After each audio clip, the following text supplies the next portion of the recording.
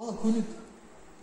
Sizler bala üyesi 5 yaşında айтсаң көнөт дейт. 18'e келгенде ақсақ қой түстен кейін мә говорит.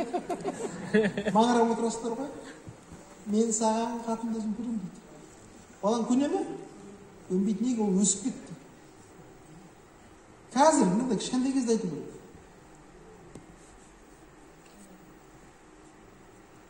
Сонда қазақтың жолы қандай? Елден елді аралап, тектіден текті саралап, билердің қызын айттырсам нұсқасын байқап шамалап.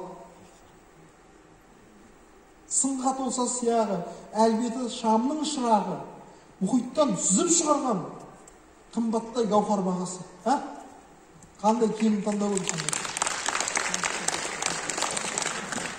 Сонда айтады ғой, бала берсе тезінен, түрлердің бітсе демінен, сапалы бала туудың екінші бір шарты, ол іске пірлер араласу керек дейді. Яғни рухани күш иелер араласу керек дейді. Түсінесіз бе? Қожа Ахмет Яссауи, Домалақ ана, Бәйдібек ата, тағы осы кісілердің мысалы басына барып, я Алла Тағала осы досыңның құрметіне маған хауас сәлем бала бер деп сұрау керек екен. Түсінесіз бе? Армандау керек. Сонда айтады ғой, бала берсе тезінен, пірлердің бітсе демінен, шілденнің тиіп шылауы артылып тұрса өзімнен, осыншама берген дәулетті көтеріп жүре алар ма екенбіз дейді.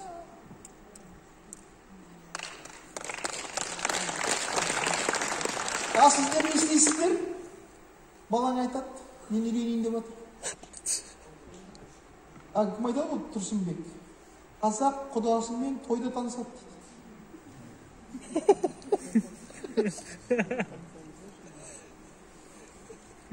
Сондықтан егер жастар қазір ажырасып жатса, біз өзіміз кінәліміз. Неге? Текті жерден қыз таңдап бермеген. Өйткені жас адам қандай адам? Мас адам. Ол нәпсінің демістік, қаныстық, ана эйфорияда жүрген адам люблю. Ол қыз таңдай алмайды. Міне сондықтан бұндай істі мас адамға тапсырып Балаларымыздың өзі үйіп, тыңдап отыр апалардың өзі. Ол риск көрсетесіздер.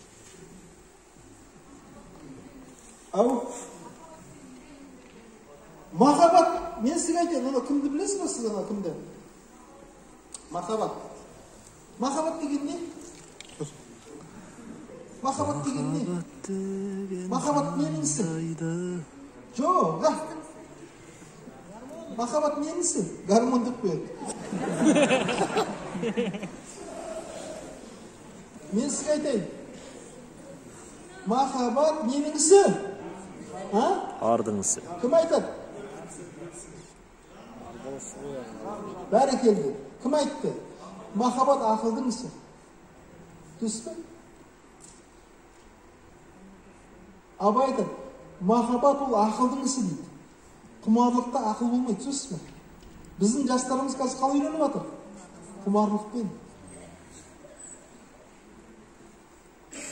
Махаббатта ақылдың ісі. Сонда кім айтады ғой? Абайдың шәкірті Қасым Аманжолов айтады, дейді ғой.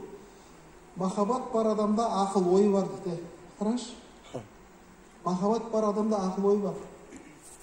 Сергек ақыл жан сырына терең бойлы. Қараңызды қалай айтып отыр? Махаббат бар адамда ақыл ой бар. Сонда махаббат ақылдың ісі. Неге? Махаббат қашан пайда болады? Ақылмен таныған кезде пайда болады. Өйткені танымасаң сүйе алмайсың. Танысу дегеніміз адамның жан дүниесін тану деген сөз. Ол тек қана көзбен емес, құлақпен емес, бұның бастағы көз, құлақтың бәрі алдайды. Шәкәрім айтады, біз қазіргі кезде сол сезімнің алдауына түсіп отырмыз ғой. Жастар сезімнің алдауына түсіп жатыр.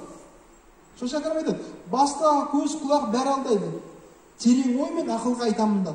Әулие пайғамбар айтты десе де, ақыл қабыл болмаған жоқ. Немесе Абай айтады, біреуді көркі бар деп жақсы көрме, лапылдақ көрсе қыздар нәпсі берме. Әйел жақсы болмайды көркіменен, мінезіне көз жетпей көңіл берме дейді. Ай шешен.